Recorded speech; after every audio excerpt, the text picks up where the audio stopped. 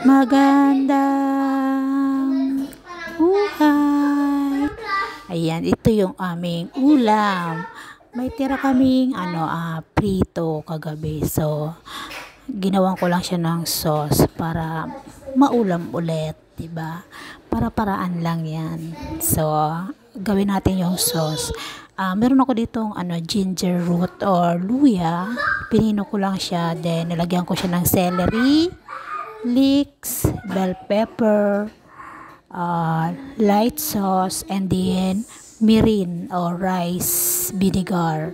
Yan lang. Then nilagyan ko siya ng water. Ayan. Then timpla na, lagyan natin siya ng salt and then pepper. And then nagtunaw ako ng cornstarch para lumapot yung sabaw. Ayan. And then ayun na, malapot na siya. Then ilagay na natin doon sa prito nating natira. Ayan lang. Thank you for watching. Follow for more. Bye-bye.